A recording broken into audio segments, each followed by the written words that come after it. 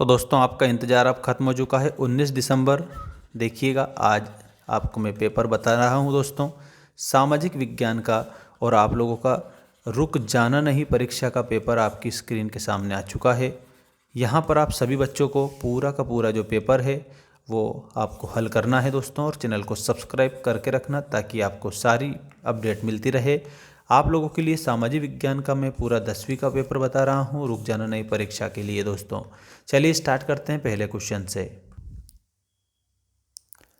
देखिए, सही विकल्प चुनकर लिखिएगा पहला क्वेश्चन। जब हम लैंगिक विभाजन की बात करते हैं तो हमारा अभिप्राय होता है। तो इसमें आप सभी स्टूडेंट को मैं एक बात बता देता हूँ। जब हम लैंगिक विभाजन की जो बात करते हैं ना, तो हमारा अभिप्राय क्या होता है। तो यहाँ पर आप लोगों को मैं बता देता हूँ, समाज द्वारा स्त्री पुरुषों को दी गई असमान भूमिकाएँ। ठीक है, ये आप लोगों को याद रखना रहेगा। इसके बाद में आपका अगला क्वेश्चन देखिएगा, ऋण का औपचारिक स्रोत है। तो ऋण का औपचारिक स्रोत में आपको सहकारी समितियां बताना रहेगा करेक्ट उत्तर।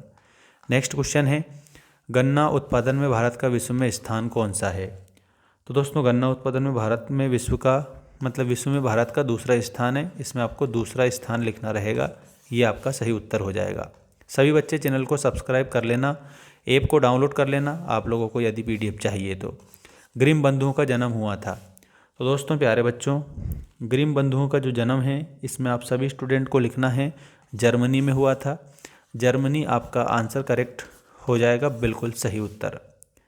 इसके बाद में नेक्स्ट आपका जो क्वेश्चन है ये रहा, देखिएगा, हिंदुस्तान सोशलिस्ट रिपब्लिकन आर्मी की स्थापना की गई थी।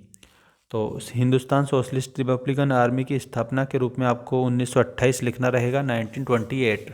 ठीक है, 1928 में की गई थी। इसके बाद में आपको अगला क्वेश्चन देखिएगा, ये रहा आपका अगला क्वेश्चन, छापाखाना प्रगति में का सबसे ताकतवर औजार है और इससे बन रही जनमत की आंधी से निरंकुशतावाद उड़ जाएगा, किसने कहा था। दोस्तों ये कहने वाले जो व्यक्ति थे ना, इसमें आप सभी स्टूडेंट का ऑप्शन नंबर सी होगा, लुई मर्सियर ने यह बात बोली थी। ठीक है, लुई मर्सियर आपका इसमें आंसर सही होगा।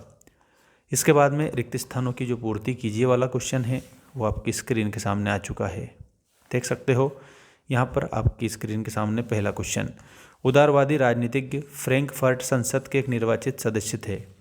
तो साथियों इसमें आप सभी स्टूडेंट को मैं आंसर बताता हूँ और वो आप सभी बच्चों को लिखना रहेगा। जैसा कि मैंने कहा था आपको, कार्ल वेलकर इसमें आंसर लिख देना। ठीक है, कार्ल वेलकर आपका इसमें सही उत्तर हो जाएगा। अगला देखो, पर आधारित सामाजिक विभाजन सिर्फ भारत में है। तो इसमें आपको लिखना है जाति पर आधारित सामाजिक विभाजन सिर्फ भारत में है। ठीक है, नेक्स्ट क्वेश्चन देखिएगा, यहाँ पर लोकतांत्रिक व्यवस्था राजनीतिक पर आधारित होती है। तो जो लोकतांत्रिक व्यवस्था है ना, इसमें आप सभी बच्चों को मैं बताता हूँ, आपका ऑप्शन हो जाएगा समानता पर। राजनीतिक समानता पर आधारित होती है, तो इसमें समानता लिखना। भूमिगत जल संसाधन का उदाहरण है। तो जो भूमिगत जल होता है ना हमारा, ये कौन सा संसाधन कहलाता है, तो ये नवीकरणीय संसाधन कहलाता है। इसमें आपको नवीकरणीय आपको आंसर लिखना रहेगा, ये आपका सही आंसर हो जाएगा। इसके बाद नेक्स्ट क्वेश्चन देखिएगा, अंतर्राष्ट्रीय स्तर पर संसाधन संरक्षण की वकालत में क्लब ऑफ रोम ने की थी। तो दोस्तों प्यारे बच्चों, जैसा कि आप सभी जानते हैं, इसमें आपको आंसर लिखना रहेगा सन 1968 में क्लब ऑफ रोम ने की थी, ये आपका आंसर हो जाएगा।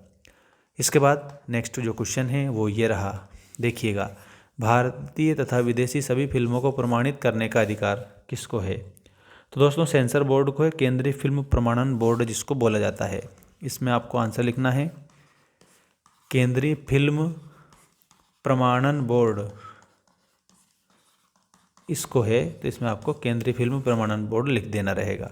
ठीक, इसके बाद ट्रू फॉल्स देख लीजिएगा, आपके सत्य असत्य लिखे वाले क्वेश्चन आ चुके हैं, जिसमें दोस्तों पहला जो क्वेश्चन दिया है वो इस प्रकार है, देख सकते हो, ये रहा आपका पहला क्वेश्चन, सत्ता की साझेदारी विभिन्न समुदायों के बीच टकराव को कम करती है। तो साथियों एक बात आपको मैंने पहले भी बोली थी, ये बात बिल्कुल सत्य के रूप में लिख कर आएंगे। ठीक है, हमारे संविधान में किसी एक भाषा को राष्ट्रभाषा का दर्जा नहीं दिया गया है, ये बात बिल्कुल सत्य है। यहाँ पर आप सभी को मैं बताता हूँ दोस्तों, और नेक्स्ट क्वेश्चन आपका ये रहा, देख सकते हो आप, भारत के क्षेत्रफल का लगभग 27% हिस्सा मैदानी क्षेत्र है। तो क्या ये बात सही है, तो ये बात बिल्कुल सही नहीं है, इसमें आपको असत्य लिखना रहेगा। नेक्स्ट देखिए, बांध बहते जल को रोकने, दिशा देने या बहाव को कम करने के लिए खड़ी की गई बाधा है। तो दोस्तों देखो, वैसे अगर देखा जाए ना तो इसमें आपको क्या लिखना है, बिल्कुल सत्य लिखना है, बाधा है ही तो सही। स्मिथफील्ड में लंदन का सबसे पुराना कपड़ा बाजार था, तो इसमें आपको आंसर लिखना है असत्य। ठीक है, ये आपका असत्य होगा। नेक्स्ट क्वेश्चन देखिएगा, ये रहा आपका नेक्स्ट क्वेश्चन। विक्टोरिया कालीन ब्रिटेन में उच्च वर्ग के लोग कुलीन और पूंजीपति वर्ग के हाथों से बनी चीज़ों को तरजीह नहीं देते थे। तो इसमें आपको आंसर लिखना है और वो हो जाएगा ऑप्शन नंबर 4 में असत्य आप लोगों का हो जाएगा, बिल्कुल असत्य। ठीक है, इस तरीके से आप इसको मिलान कर देंगे, मतलब सत्य असत्य बना देंगे पूरा।